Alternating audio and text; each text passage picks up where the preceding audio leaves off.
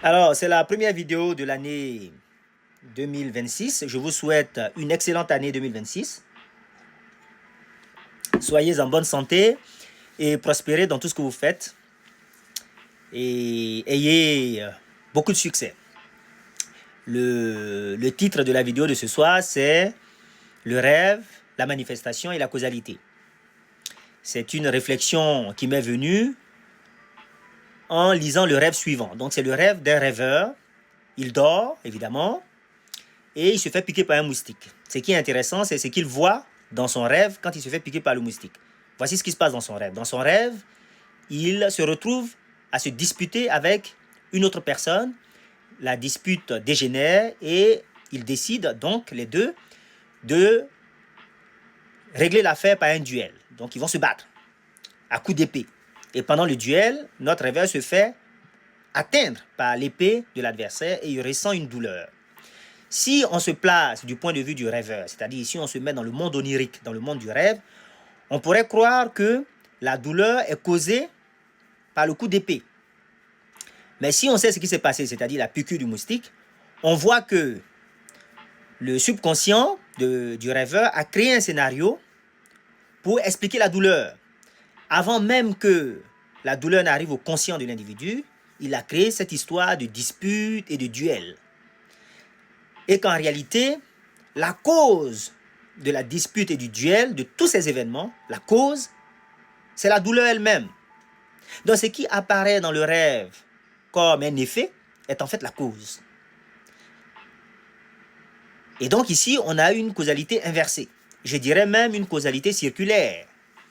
La douleur est à l'origine du scénario, qui lui-même, lequel scénario, quelque part, conduit à la douleur. Ou, pour le dire mieux, justifie cette douleur. Voilà, c'est une sorte de rationalisation, c'est un pont que le subconscient met entre les deux. Entre l'état de l'individu et ce qui se passe à l'extérieur. Là où ça devient encore plus intéressant, en dehors de l'inversion de la causalité, de cette causalité circulaire, là où ça devient encore plus intéressant, c'est ce qui se passe dans le sens inverse. Dans l'effet, par exemple, Maharishi, que j'ai évoqué dans le guide des aliénés, c'est une expérience qui a été menée et il a été prouvé que si un certain nombre d'individus créent en eux un état de paix intérieure, cette paix intérieure qu'ils créent dans leur monde subjectif va générer un état de paix extérieure. Donc, qu'est-ce qui s'est passé?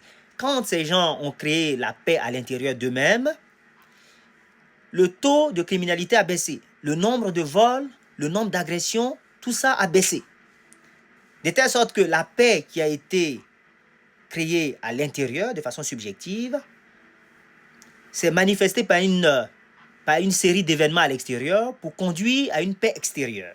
C'est exactement le même phénomène que dans le rêve. Je pourrais d'ailleurs donner un autre type de rêve que j'ai fait et que j'ai raconté ici. C'est le rêve où je me retrouve dans un concert. Je suis dans un concert et j'entends de la musique. Il y a une dame qui chante sur le podium. Et je me réveille et je me rends compte qu'en fait, la musique que j'entendais passait à la radio. Et donc, mon subconscient a créé cette scène de concert juste pour pouvoir expliquer pourquoi j'entends la musique. C'est la musique qui est à l'origine de tout l'événement, de ce concert. Ce n'est pas le concert qui génère la musique. C'est exactement le même phénomène, mais dans le monde onirique. Mais l'effet Maharishi, c'est la même chose, mais dans le monde objectif. Je crée un état intérieur de paix.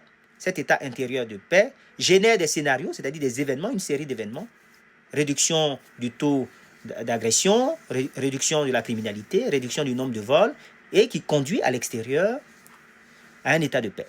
Nous avons ici le même phénomène, d'un côté du monde objectif vers le monde subjectif, et là du monde subjectif vers le monde objectif, avec encore une causalité inversée et quasiment une causalité circulaire. Et là, ça devient encore plus intéressant quand je me rappelle ce que dit Neville Goddard. Neville Goddard dit, si vous voulez atteindre un objectif, si vous désirez un état à l'extérieur, demandez-vous comment je me sentirais si je réalisais ce désir, j'avais atteint cet objectif. Comment je me sentirais? Qu'est-ce que je ferais? Et donc, je dois Si je sais comment je vais me sentir à ce moment-là, je dois créer cet état en moi, subjectivement. Et si j'arrive à créer cet état en moi, subjectivement, et que je rends cet état suffisamment ancré et permanent, il va se produire une série d'événements cette série d'événements qui va me conduire à la réalisation de mon objectif, à la réalisation de mon désir.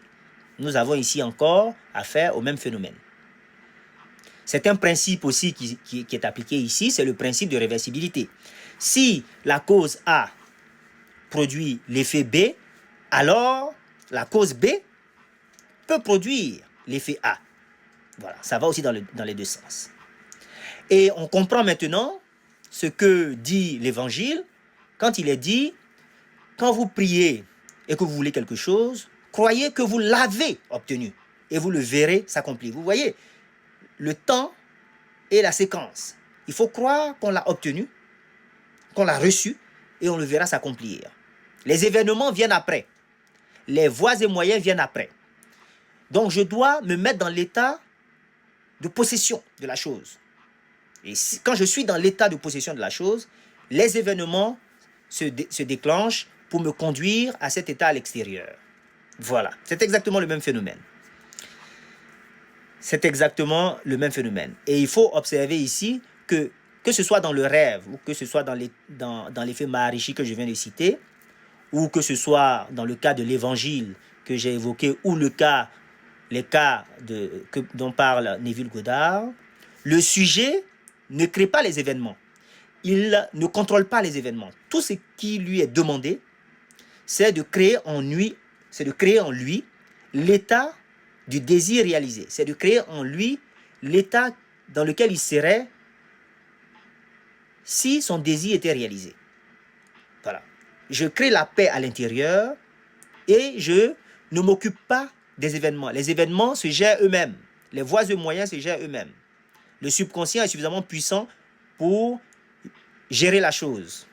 L'état est une graine plantée dans le subconscient qui va produire les fruits nécessaires. Voilà. C'est pour ça que dans l'écriture, il est aussi dit, j'ai des voies et moyens que tu ne connais pas. Les voies du Seigneur sont insondables. Les voies du subconscient dépassent largement les capacités d'imagination, les capacités de l'esprit conscient. Voilà. Et donc, la fin justifie les moyens. La fin justifie les moyens. Non pas au sens moral, mais au sens causal. Les événements ne sont là que pour conduire à la fin. La cause, c'est la fin. C'est l'événement final qui est la cause de tout le déroulé. La cause est au début et à la fin. C'est l'alpha et l'oméga.